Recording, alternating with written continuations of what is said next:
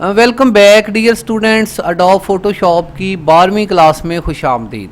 Dear students, आज की इस क्लास के अंदर हम अडोब फोटोशॉप में मौजूद अरेज़र टूल और ग्रेडियंट टूल वगैरह का जायज़ा लेंगे। डियर स्टूडेंट्स, एक न्यू फोटोशॉप ओपन कर लेते हैं।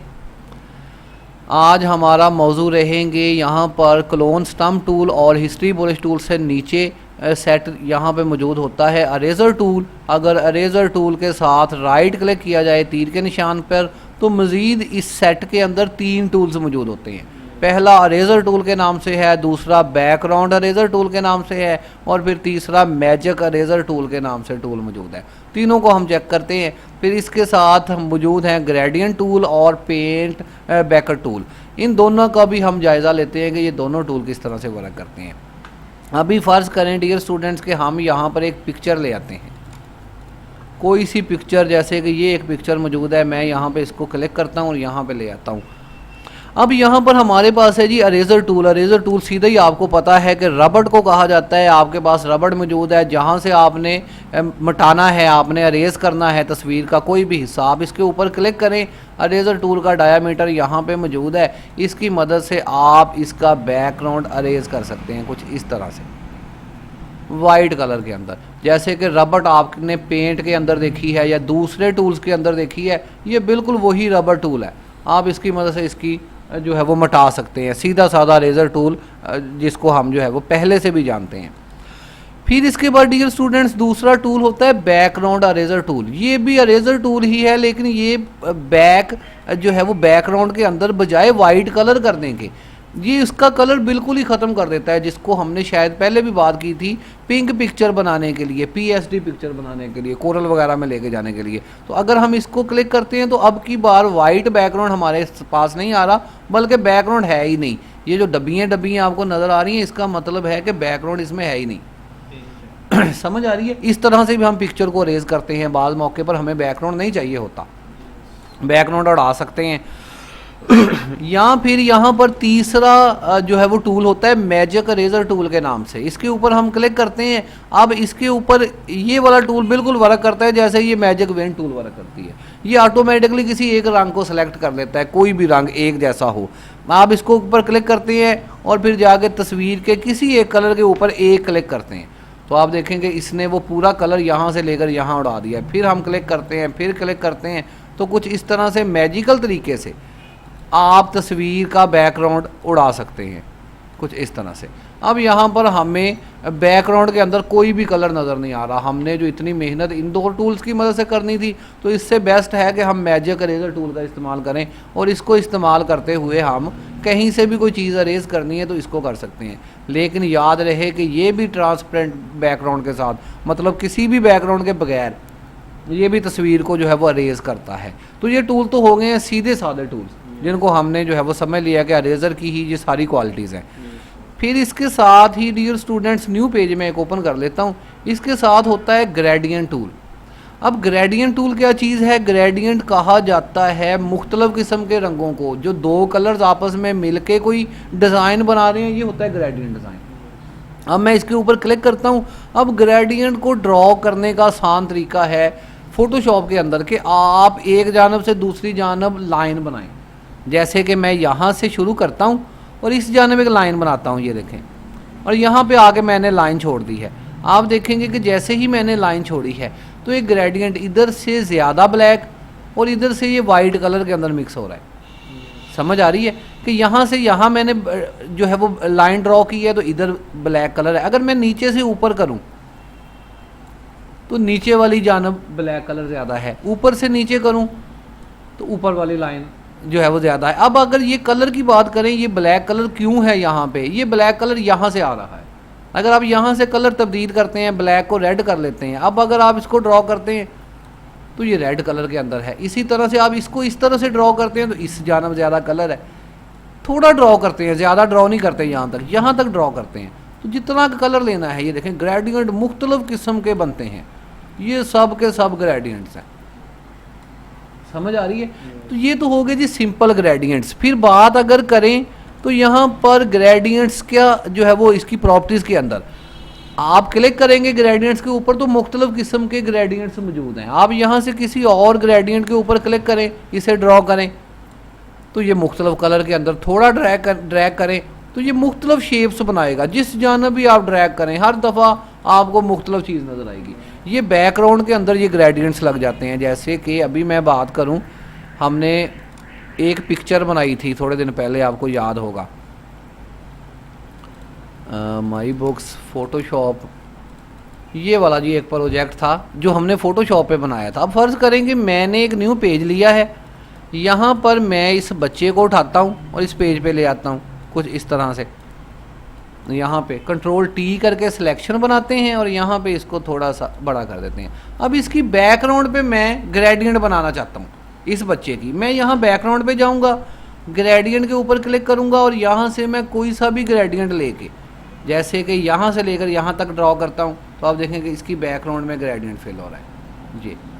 तो इस तरह से तस्वीरों के पीछे कोरल ड्रा के भी अंदर और जो है वो फ़ोटोशॉप के अंदर भी मुख्तलिफ किस्म से ग्रेडियंट बनाए जाते हैं। समझ आ गई होगी? नहीं, तस्वीर के ऊपर नहीं आएगा, ये सिर्फ बैकग्राउंड के ऊपर आएगा। यहाँ पे क्योंकि बैकग्राउंड को बदल रहे हैं, अगर रंग तब्दील करेंगे ब्लू के अंदर ले आएंगे तो अब ब्लू के अंदर ड्रॉ होगा। समझ आ रही है? कोई भी कलर जो हम ड्रॉ करेंगे तो आप मुख्तलिफ किस्म के बड़ी आसानी के साथ बड़े बेहतरीन तरीके से ग्रेडियंट बना सकते हैं इसमें बगैर वक्त ज़ाया किए। अब यहाँ पे सादा पेज है, बने बनाए ग्रेडियंट्स हैं, इन्हें आप अप्लाई करके देखें, बेहतर है तो ठीक है, नहीं तो फिर यहाँ भी वो बटन मौजूद है लोड का, आप इसके ऊपर क्लिक करें, लोड ग्रेडियंट, यहाँ पे क्लिक करें, ये सारे ग्रेडियंट्स मौजूद हैं, यहाँ पे आप इनके ऊपर क्लिक करें, लोड कर लें तो ये ग्रेडियंट ज़्यादा हो गए हैं। दोबारा जाएँ यहाँ पे लोड ग्रेडियंट, किसी और को सिलेक्ट करें, लोड कर लें तो ये देखें ग्रेडियंट्स, बेशुमार किस्मों के ग्रेडियंट्स आपको यहाँ पे मिलेंगे।